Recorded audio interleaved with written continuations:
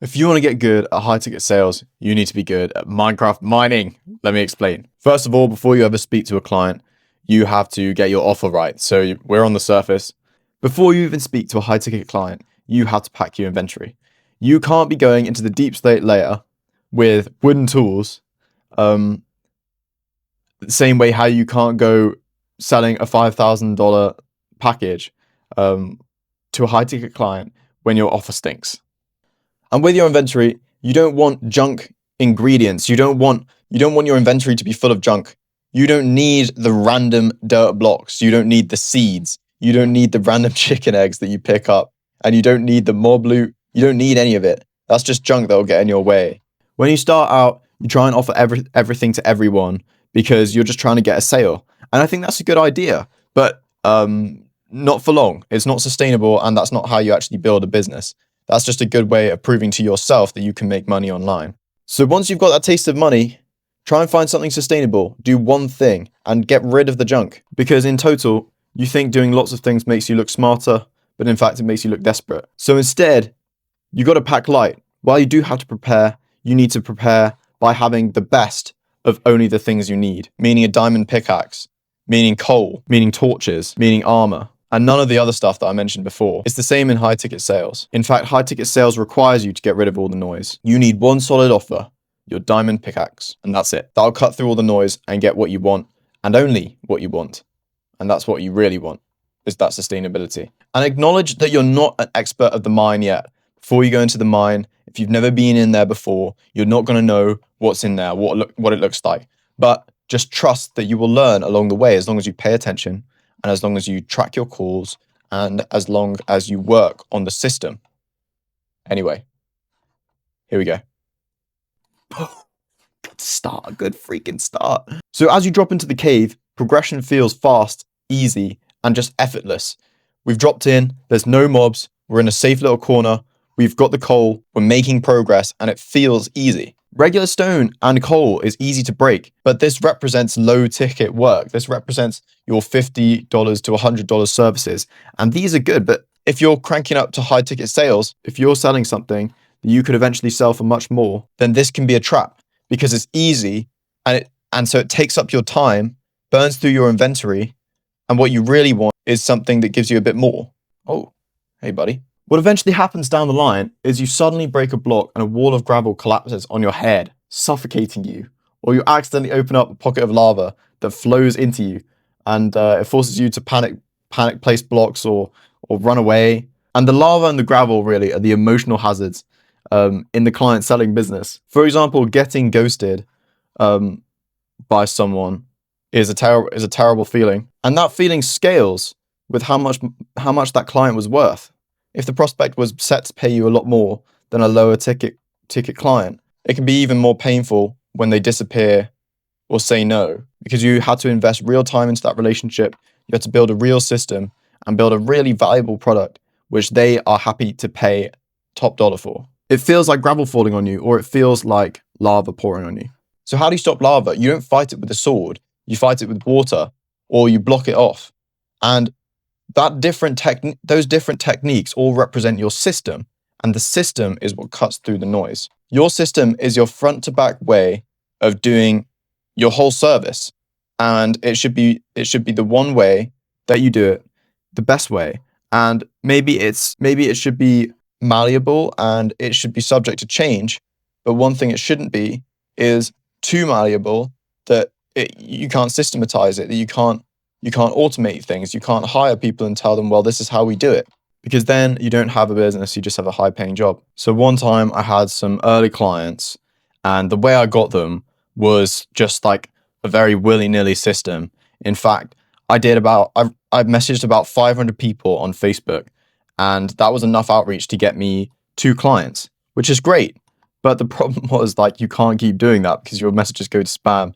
And if you message 500 people every day, your account will just get banned. So that really didn't work. And one of them caused me a lot of problems because I was just saying yes to every client, and they paid me way less than the other client who didn't and continues to not cause me problems. So in the moment when I signed them, I felt like a CEO, but really at the end of the month I was just broke.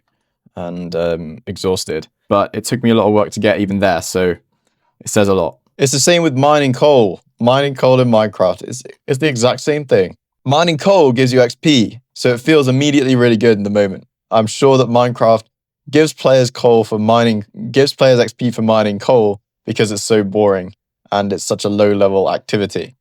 So it makes them feel good. In real life, coal are like low ticket complaining clients. Low ticket clients often complain the most as they're conservative with their money and don't understand the concept of value and effectiveness over kind of efficiency and cost efficiency and that kind of thing. In the world, money really works as you pay a fee and you'll get something and it'll work well. So they'll complain the most, demand the most revisions, rewrites, redos, and they'll respect your time the least. So you decide to go deeper. You consciously choose to stop mining the easiest stuff. And you say, I'm going to pass by the coal because I'm looking for something bigger. I'm looking for something better because I have the skills and I have the system to do that now. It takes guts to say, I'm not doing $100 clients anymore, and instead really climb to $1,000 or $5,000 clients, depending on what your service is. And really takes courage when you don't have any clients lined up yet in that field, but you still decide to do it anyway. And when you're doing this, the blocks suddenly change color. We've got tough, we've got the deep slate, the texture becomes dark, your iron pickaxe suddenly takes twice as long to break the same amount of blocks. But deep slate is the reality of high ticket sales. The sales cycles are longer, the conversation feels like it's hitting a wall, but you've really just reached that level where the value is really starting to hit. You also deal with more zombies too. Don't forget. Look how quick your inventory fills up too. Oh my days. Gonna have to build a little bin here. Those who know, oh, here we are. This is the worst phase. This is the nothing is working phase. Help, somebody help me. This is terrible type phase. In low ticket, they buy instantly. In high ticket, you will pitch people and get hit with long silences. They'll need to think about their budget. They'll need to talk it over with their partner. And when you're mining this deep state with your iron pick, it feels like you just want to turn back. You're a young entrepreneur and things were easy. And this is where 90% of people quit. It's like when things start going bad. At some level, you know, people don't quit when it's going well. That's for sure. So many zombies around here, gang. Oh, we found it. It's a spawner. But the fact is, you're not doing things wrong, or not so wrong. It's just much harder. You know, you have to kind of relearn a lot of stuff, defeat more mobs, find more spawners.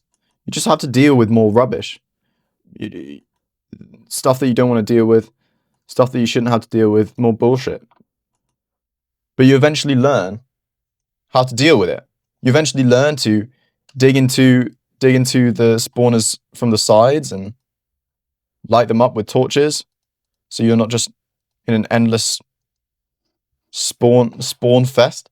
But eventually, you get to the chest room. Oh my goodness, that's 5 creepers. There's 7 creepers on my screen. But you've got to be patient. You've got to work through the mobs of zombies so you can find the music discs. It's pretty unreal. Love to see it. Love to see it. You aren't doing it wrong. It's just denser. You aren't doing it wrong. It's just denser material, denser problems. You just have to widen your expectations of yourself and the time horizon that it's going to take for you to do what you really want to do. Look at this dripstone meta, bro. That's dripstone combat for you. But what will happen is you'll upgrade your durability. You'll get mending on your armor, like in real life. And things will get easier. But everything is supposed to take longer to break. Think about it.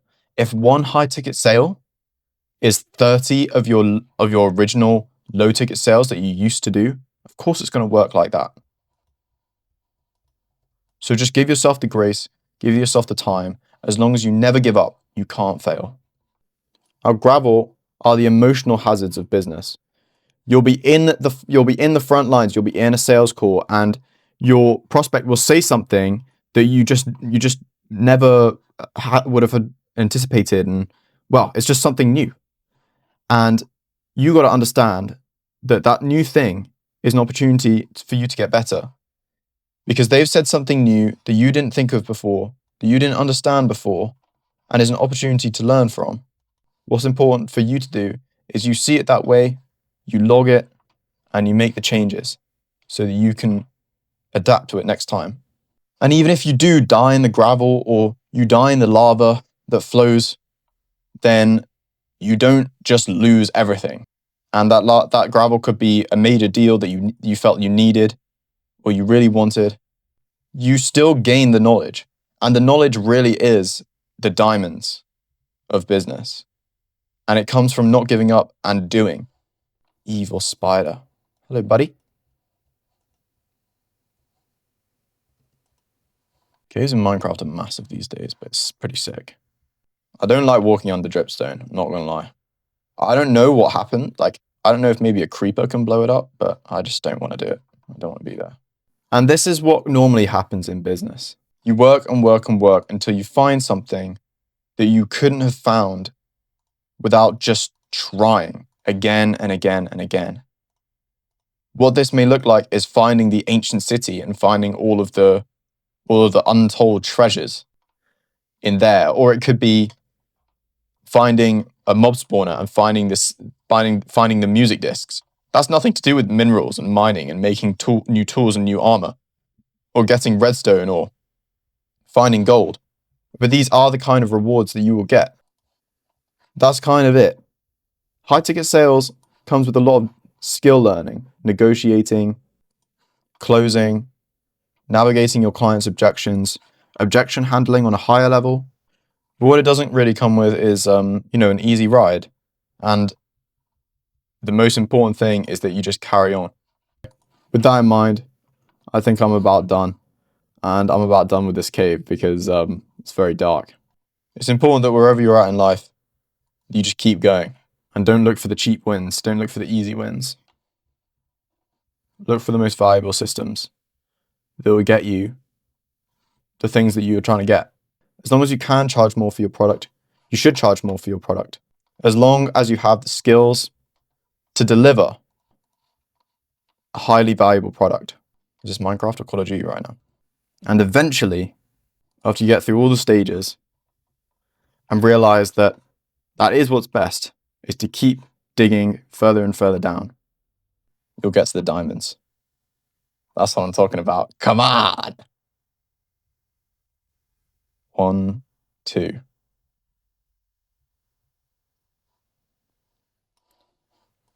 But what's that about?